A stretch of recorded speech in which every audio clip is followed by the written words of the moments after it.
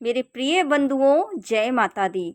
आज हम लोग दुर्गा सप्तशती का अध्याय 4 करेंगे और जैसा कि 2 और 3 हम लोग कर चुके हैं, अब अध्याय 4 की बारी आती है। तो चलिए अब हम लोग अध्याय 4 शुरू करते हैं।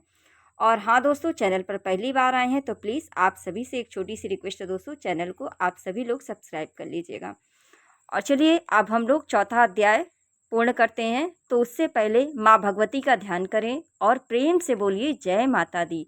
महिषी मेघा बोले, देवी ने जब पराक्रमी दुरात्मा महिषासुर को मार गिराया और असुरों की सेना को नष्ट कर दिया, तब इंद्रादि समस्त देवता अपने कंधे तथा गर्दन को झुकाकर भगवती की स्तुति करने लगे। जिस देवी ने अपनी शक्ति से यह जगत व्याप्त किया है और जो समस्त देवताओं तथा महर्षियों की पूजनीय है, उन देवी जगदम्बा को हम भक्ति पूर्वक नमस्कार करते हैं। वे हम सब का कल्याण करे। जिनके अतुल प्रभाव और बल का वर्णन भगवान विष्णु, शंकर और ब्रह्मा जी भी नहीं कर सके, वे चंडिका देवी इस संपूर्ण जगत का पालन करें और अशुभ भय का नाश करें।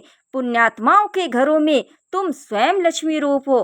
पापियों के यहाँ दरिद्रता रूप शुद्ध अंतकरण वाले पुरुषों के हृदय में बुद्धि रूप, सत्य पुरुषों में श्रद्धा रूप और सतकुल में उत्पन्न पुरुषों में तुम लज्जा रूप होकर उनके घरों में निवास करती हो। हम उन भगवती दुर्गा को नमस्कार करते हैं। हे देवी, इस विश्व का पालन करो। हे देवी, तुम्हारे अनचित रूप असुरों का नाश करने वाले भारी पराक्रम तथा समस्त देवताओं और दैत्यों के सम्मुख युद्ध में प्रकट किए हुए जो तुम्हारे अद्भुत चरित्र हैं, उनका हम किस प्रकार वर्णन करें। हे देवी, तुम संपूर्ण जगत की उत्पत्ति का कारण हो। सत्व, रजस तथा तमस तीनों गुणों होते हुए भी आप में दोषों का अभाव है। हे देवी, भगवान विष्णु, शंकर आदि किसी भी देवता ने तुम्हारा पार नहीं पाया। तुम ही सबकी आश्रय हो। यह संपूर्ण जगत तुम्हारा ही अंश रूप है, क्योंकि तुम सबकी आदिभूत प्रकृति हो। हे देवी, जिसके उच्चारण से संपूर्ण यज्ञों में सभी देवता तृप्ति लाभ करते हैं, वह स्वाहा तुम ही हो। तुम ही पितरों की तृप्ति का कारण हो, इसलिए सब तुम्हें श्रद्धा कहते हैं। हे देवी, विद्या जो मोक्ष देने वाली है, जो अंचित महाज्ञान स्वरूपा है, तत्वों के सार को जानने वाले, संपूर्ण दोषों से रहित मोक्ष की इच्छा वाले मुनिजन जिसका अभ्यास करते हैं, वह तुम ही हो। तुम वाणी रूप हो। तुम ही निर्मल ऋक तथा तुम ही यजुर्वेदों की तथा युगदीप के सुंदर पदों के पाठ वाले सामवेद की आधार रूप हो। तुम भगवती हो। इस विश्व की उत्पत्ति एवं पालन के लिए तुम वार्ता के रूप में प्रकट हुई हो और तुम ही सारे संसार की पीड़ा हरने वाली हो। हे देवी, जिससे सारे शस्त्रों का ज्ञान होता है, वह मेघा शक्ति तुम ही हो और दुर्गम भवसागर पार कराने वाली नौका भी तुम ही हो। लक्ष्मी रूप में विष्णु भगवान के हृदय में निवास करने वाली और भगवान चंद्रशेखर द्वारा सम्मानित गौरी देवी भी तुम ही हो। मंद मुस्कान से शोभित निर्मल पूर्ण चंद्र के बिंब के समान और उत्तम सुवर्ण की मनोहर क्रांति के से कमनीय तुम्हारे मुख को देखकर भी महिषासुर को क्रोध आया, और यह बड़े आश्चर्य की बात है। हे देवी, तुम्हारा यही मुख जब क्रोध से भरकर उदय काल के चंद्रमा की भांति लाल हो गया और तनी हुई भवों के कारण विकराल हो उठा, तो उसे देखकर भी महिषासुर के प्राण नहीं निकले। और ये बड़े आश्चर्य की बात है कि आपके कुपित मुख को देखकर कौन जीवित रह सकता है। हे देवी, तुम प्रसन्न हो। तुम्हारे प्रसन्न होने से इस जगत का अभ्युदय होता है, और जब तुम क्रुद्ध हो जाती हो तो कितने ही कुलों का सर्वनाश हो जाता है। यह हमने अभी अभी जाना है, क्योंकि तुमने महिषासुर की बहुत बड़ी सेना को देखते देखते नष्ट कर दिया। हे देवी, सदा अभ्युदय देने वाली तुम जिस पर प्रसन्न हो जाती हो, वे ही देश में सम्मानित होते हैं। उनके धन यश की वृद्धि होती है, उनका धर्म कभी शिथिल नहीं होता, और उनके यहाँ की हष्ट पुष्ट पुत्र पुत्रियां और नौकर भी होते हैं। हे देवी, तुम्हारी कृपा से ही धर्मात्मा पुरुष प्रतिदिन श्रद्धा पूर्वक यज्ञ और धर्मानुकूल आचरण करता है, और उसके प्रभाव से सर्वलोक पाता है, क्योंकि तुम तीनों लोकों में मनोवांछित फल देने वाली हो। हे माँ दुर्गे, तुम स्मरण करने से सभी जीवों के भय हर लेती हो और स्थिर चित्त वालों के द्वारा चिंतन करने पर उन्हें अत्यंत मंगलकारी बुद्धि देती हो। हे दुख व दरिद्रता हरने वाली देवी, तुम्हारे सिवा दूसरा कौन है? इसका चित्त सदा दूसरों के उपहार में लगा रहता हो।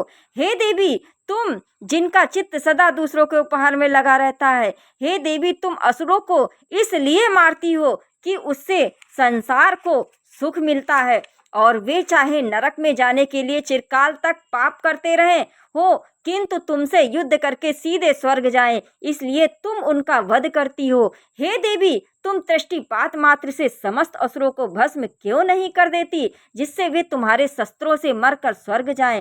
इस प्रकार हे देवी, इन शत्रुओं के प्रति भी तुम्हारा विचार उत्तम है। हे देवी, तुम्हारे उग्र खड्ग की चमक और त्रिशूल की नोक की प्रभा से असुरों की आंखें फूट नहीं गईं, क्योंकि वे रश्मियों से युक्त चंद्रमा के समान आनंद प्रदान करने वाले तुम्हारे सुंदर मुख को देख रहे थे। हे देवी, तुम्हारा शील बुरे व्यवहार को दूर करता है और तुम्हारा रूप भी ऐसा है जो ना तो कभी चिंतन में आ सकता है और ना ही दूसरों से कभी तुलना ही हो सकती है। तुम्हारा बल व पराक्रम दैत्यों का नाश करने वाला है। इस तरह तुमने शत्रुओं पर भी दया ही प्रकट ही है।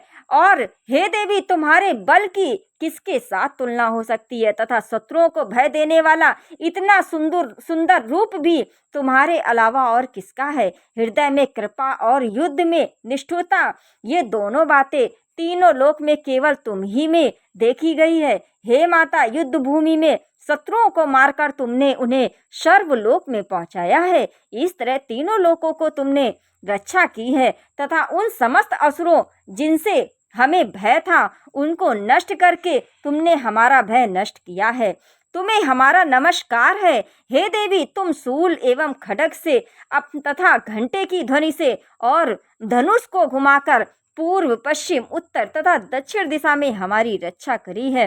तीनों लोकों में जो तुम्हारे सौम्य एवं भयंकर रूप हैं, उनसे हमारी तथा इस पृथ्वी की रक्षा करो। हे अंबिके, आपके कर पल्लुओं में जो खड्ग, शूल और गदा आदि अस्त्र सुशोभित हैं, उनसे हमारी रक्षा करो। महर्षि मेघा बोले, इस प्रकार जब देवताओं ने जगत माता भगवती की स्तुति की और नंदनवन के पुष्पों तथा गंध चंदन आदि के द्वारा उनका पूजन किया और फिर सबने मिलकर जब भक्ति पूर्वक उन्हें दिव्य धूपों की सुगंधि निवेदन की, तब देवी ने प्रसन्न होकर कहा, हे देवताओं, तुम सब मुझसे मनोवांछित वर मांगो। देवता बोले, हे भगवती, आपने हमारा समस्त कार्य सिद्ध कर दिया और अब कुछ भी मांगना शेष नहीं रहा है, क्योंकि आपने हमारे शत्रु महिषासुर को मार डाला है। हे महेश्वरी, आप फिर भी यदि अपने हमें कोई वर देना चाहती हैं तो बस इतना वर दे दें कि जब जब हम आपका स्मरण करें तब तब आप हमारी विपत्तियों को दूर करने के लिए हमें दर्शन दें।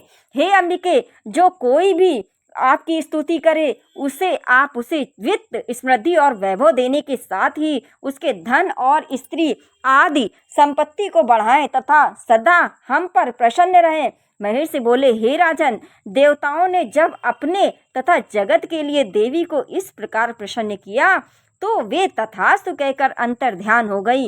हे भूप, जिस प्रकार तीनों लोकों का हित चाहने वाली वे देवी देवताओं के शरीर से प्रकट हुई थी, वह सारा वृत्तांत मैंने तुमसे कहा। इसके पश्चात दुष्ट असुरों तथा शुंभ निशुंभ का वध करने और सब लोगों की रक्षा करने के लिए वे जिस प्रकार गौरी देवी के शरीर से प्रकट हुई थी, उनका मैं यथावत वर्णन करता हूँ।